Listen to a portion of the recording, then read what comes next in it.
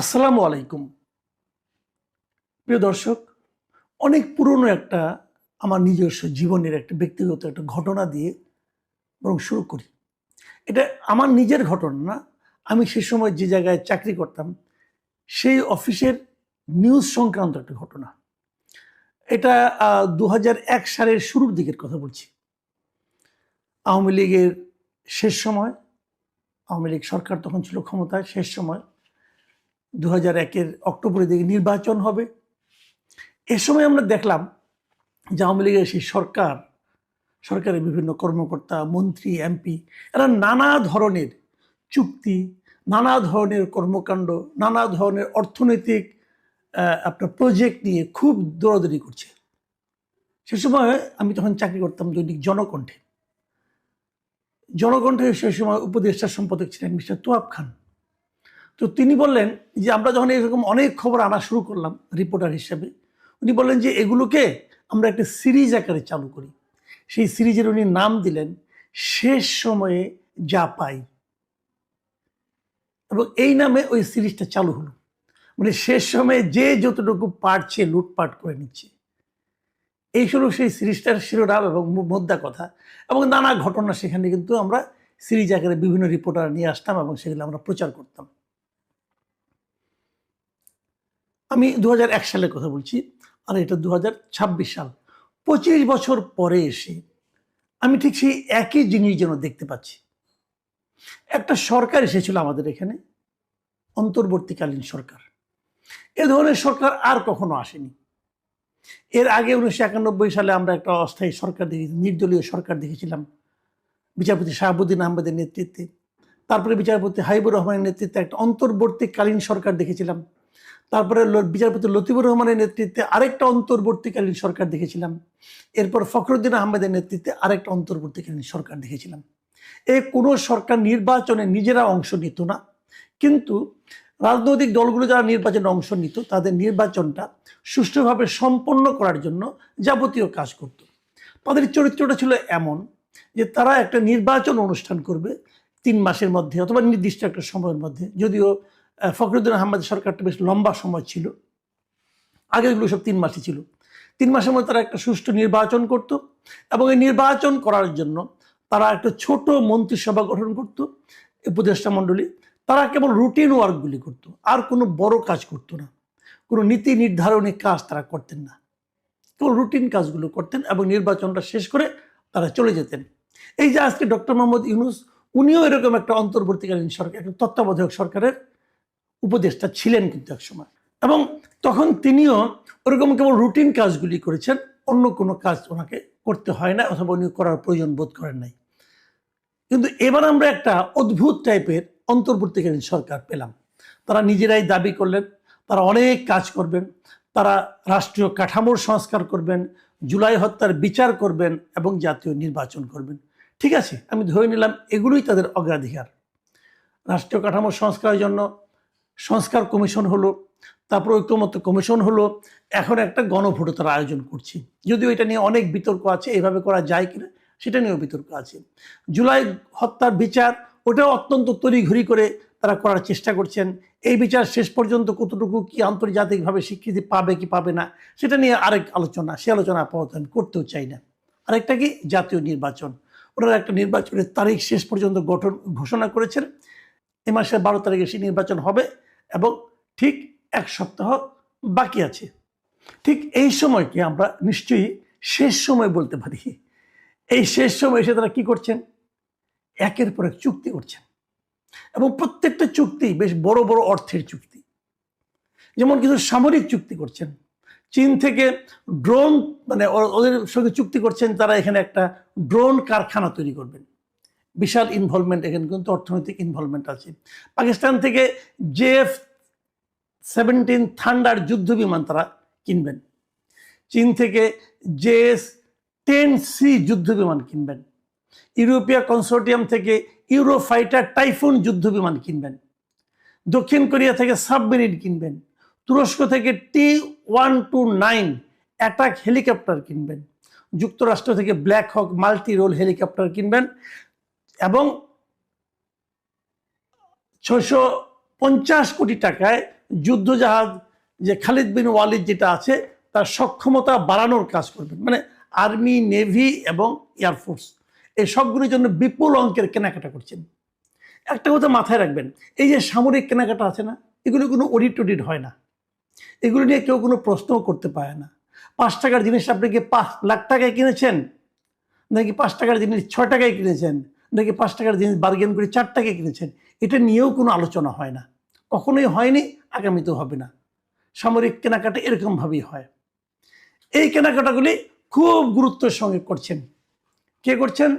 এর সঙ্গে মূলত লোককে, অবশ্যই সেই বাহিনীগুলি তো আছেই, তার সঙ্গে এগুলো আমাদের যিনি নিরাপত্তা উপদেষ্টা আছেন মিস্টার খলিলুর রহমান, তিনি হলো এই কাজগুলোর মধ্যমণি অবস্থায় আছেন, কেনাকাটা করছেন। এই শেষ সময়ে উনি কেন কিনছেন এগুলো?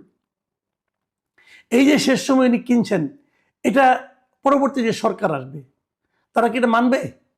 তারা কি এটা কন্টিনিউ করবে? মানে উনি চুক্তি করে যাচ্ছেন আর কি, এটা নিয়ে কিন্তু প্রশ্ন আছে।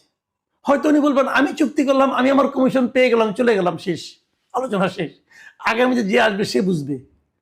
এগুলি কি এভাবে হবে? দেখুন, এই বিষয়টা নিয়ে খলিল সাহেবকে জিজ্ঞাসা করা হয়েছিল। আজকে উনি পররাষ্ট্র মন্ত্রণালয়ে গিয়েছিলেন, ওখান থেকে যখন বের হন তখন সাংবাদিকরা ওনাকে জিজ্ঞাসা করেছিলেন যে সরকারের শেষ মুহূর্তে এই যে প্রতিরক্ষা চুক্তিগুলি করছেন এটা কেন? উনি কি বলেছেন জানেন? উনি বলেছেন এটা চলমান প্রক্রিয়া, মানে এটা অনেকদিন ধরে চলছিল, এই প্রক্রিয়ার মধ্যে চলছে, এটা কোনো সমস্যা নেই। সাংবাদিকরা তাকে পাল্টা প্রশ্ন করেছিল, যদি আগামী সরকার যারা আসবেন তারা যদি এই চুক্তিগুলিকে বাতিল করে দেন, চুক্তিগুলিকে তারা যদি কন্টিনিউ না করেন, তাহলে কি হবে? উনি কি বললেন? উনি কিন্তু কোনো জবাব দেননি, উনি প্রশ্নটা এড়িয়ে গেছেন এভাবে, যেটা অনুমান নির্ভর প্রশ্ন হতে পারে। অনুমান নির্ভর প্রশ্ন, অনুমান নির্ভর প্রশ্ন মানে কি? সেখানে একটা সম্ভাবনা আছে, আপনি সেই সম্ভাবনাটা জবাব দেন। উনি কোনো জবাব দেননি, কারণ আসলে ওনার কাছে কোনো গ্রহণযোগ্য জবাব নেই।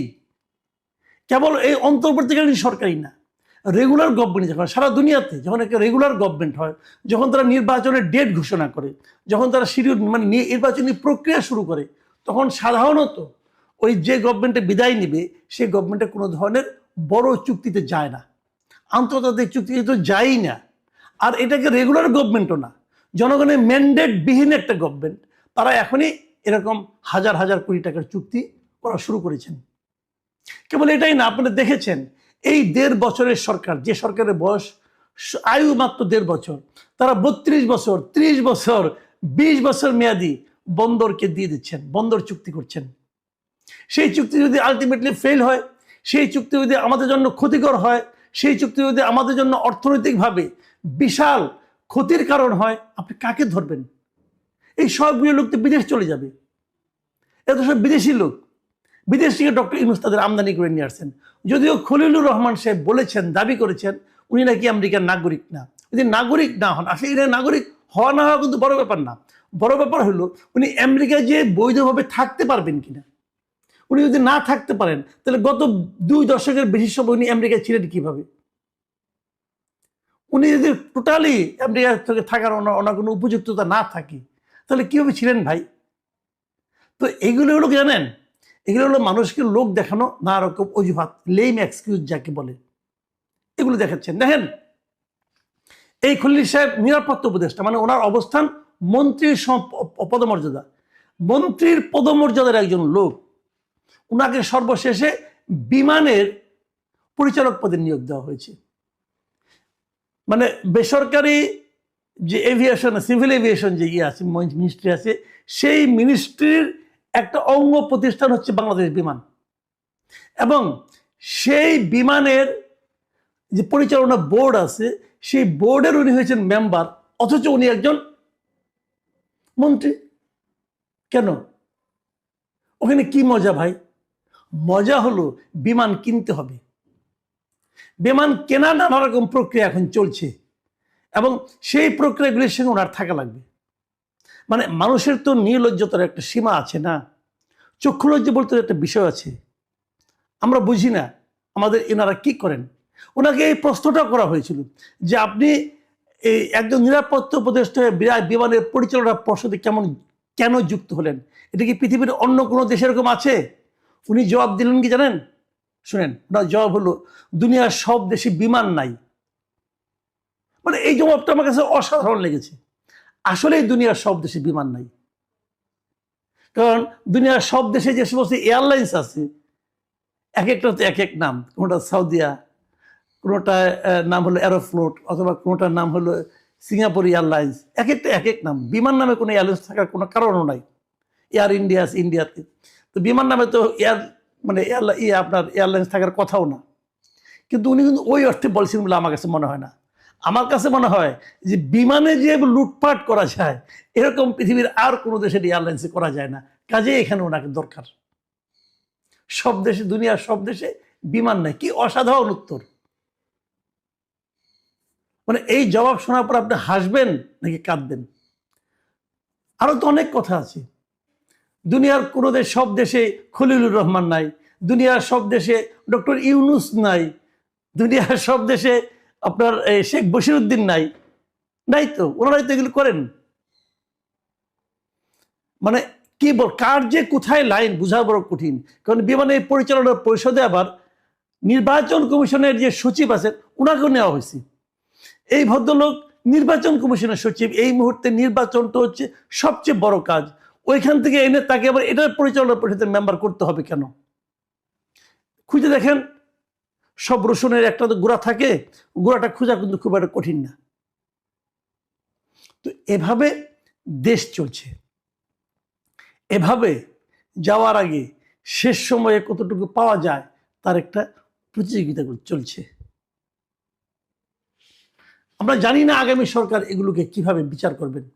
তবে আমি আশা করব আগামী সরকার যেন এগুলো সিরিয়াসলি নেন, এবং সেই সঙ্গে এটাও আশা করব ঢাকা উত্তর সিটি কর্পোরেশনের মেয়রের ক্ষেত্রে যা হয়েছে, উনি কিন্তু মেয়র, ওনাকে নিয়োগ দেওয়ার জন্য ওই সময়ের যে লোকাল গভর্নমেন্ট মন্ত্রী উপদেষ্টা ছিলেন আসিফ মাহমুদ সজীব নিজে চিঠি লিখেছেন যে ওনাকে আমি চিনি, উনি খুব ভালো, সার্টিফিকেট, ওনাকে মেয়র নিযুক্ত করা হোক।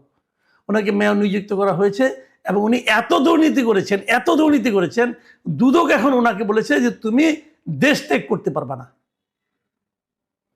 আমি মনে করি